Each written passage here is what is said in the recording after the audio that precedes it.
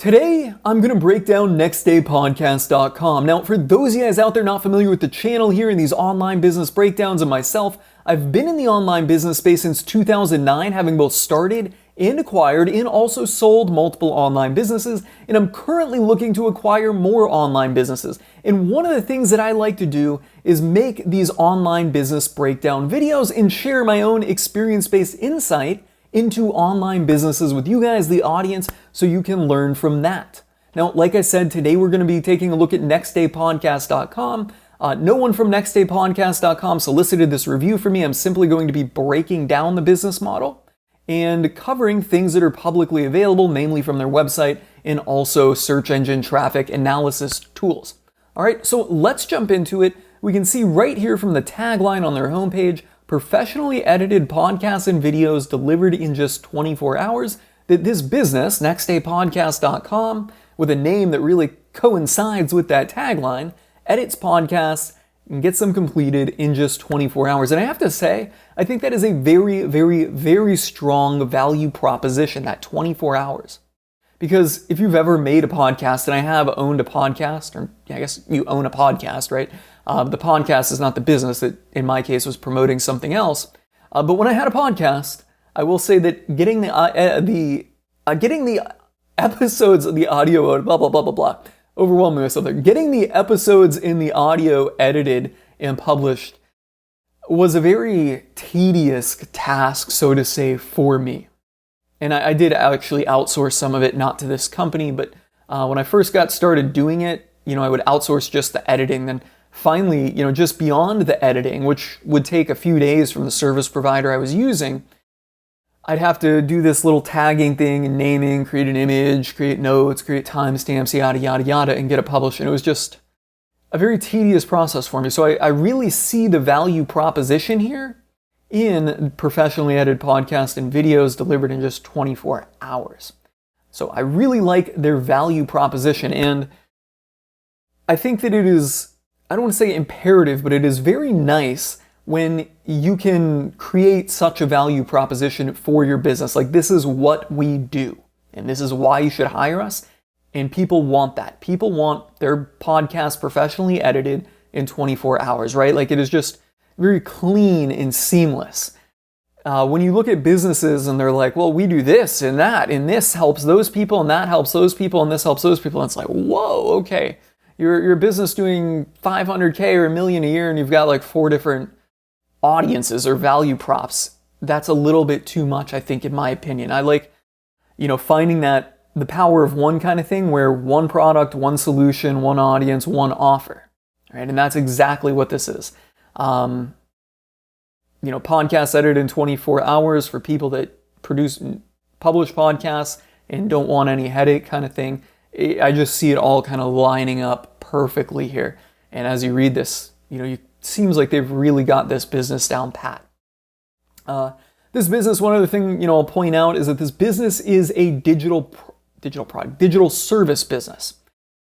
I like digital service businesses. I like them a lot because, well, number one, everything lives in the cloud, so the whole business happens in the cloud. You fundamentally have very little cost of goods sold typically with them. All of your labor is going to be usually independent contractors. Maybe you have like managers, on staff, but fundamentally most of your labor is going to be independent contractors. So you can kind of plug and play with a labor force from anywhere. They don't have to be in one geographic area. They don't have to be on the same time zone. They don't have to work specific hours, right? It's basically, I'm sure there's like a work queue here and people attack the next project in line, and they probably divvy the projects up based on time of day that they come in to whoever is working, right? So, but you don't need to have everybody on 8 a.m. to 5 p.m. Eastern Standard Time hours, and your talent pool is essentially global. Anyone with good internet and a good computer, anyone used to working remotely, can be your employee. So with digital service business, you have a very big labor pool, all independent contractor based.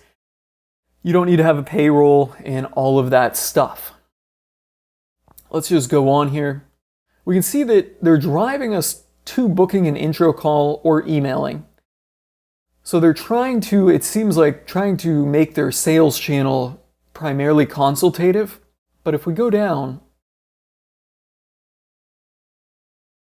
we can see their plans. All right. And the plans looks like it's per episode or monthly. So they've got some recurring revenue kind of built into this and 2 different pricing models. And then also pricing based on how long it is. So a 60-minute, at the hobby level per episode is $100, professional $140 per episode. But if you're going monthly and you get 4 episodes, I think, in here, your 60-minute becomes $105 per episode. So that's pretty good value. I don't think that their pricing is egregious in any way. Actually, I'd say that they're priced on the very low side of the market, or not like the very low side, but they're priced lower. I see a lot of value in what they're doing here. And they clearly outline explicitly what is done. So there's clear standards for what is happening to each podcast. Whereas it's not just, hey, we edit your podcast episode, it's we do these things, and if you want removal of ums and ahs, well, then you need to go up a level in service. And what do they do here beyond this? Time-stamped edit request, noise reduction, access to music library. I don't know what that is. Access to sound effects library. So when they edit, they probably put in some music and sound effects, upload and distribute it on your behalf. Yeah, so I don't know if they do the images. All right, podcasts have images. It would be cool to see if they did that. I don't know if they do or not. I'd guess with professional they do, because that's probably part of the uploaded and distributed on your behalf. But the pricing is very competitive, it seems. Getting started. All right, so they've got a one-on-one podcast support for $500. Video, they can also edit the video. I think we know that. And then they've got some reviews and social proof, but again, they're primarily driving the users to schedule a call. And that seems to be their sales channel for this. Maybe some people do come through, and sign up right on here. Maybe nobody does. Actually, I'd probably guess that almost nobody comes through and signs up on this. They probably have a call, but I think it's good that they show the pricing out here. I think there's a lot of power in putting the pricing forward, and that kind of opens a line of discussion to people that are otherwise like, if we got to schedule a call, it's probably going to be too much money. I would rather just go with somebody that's publishing the prices directly on the front end.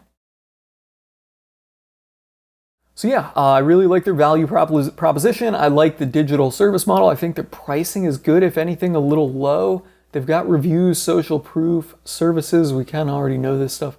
Resources. They got a blog, showcase. Okay, so these are all edited episodes that they've done. So again, that's going to be kind of like social proof. Let's go in here to SEMrush. I like coming in here. This way we can see how old the business is. And the first sign of any activity happening for nextdaypodcast.com was in September 2019. October 2019. So at this point, that would put them at, like a 4-year-old business. I always got to count these months out to 2020, 2021, 2022. So 3.5-year-old business at this point. Looks like they ran some ads, stopped running ads, and just started running them again. So they had a little lapse in ads, but they're not getting much in the way of organic traffic. They're growing the business here by ads, it seems like, and pay-per-click ads at that. If we come down to their social channels, I have not actually been to their social channels. This is interesting. They've got an affiliate program.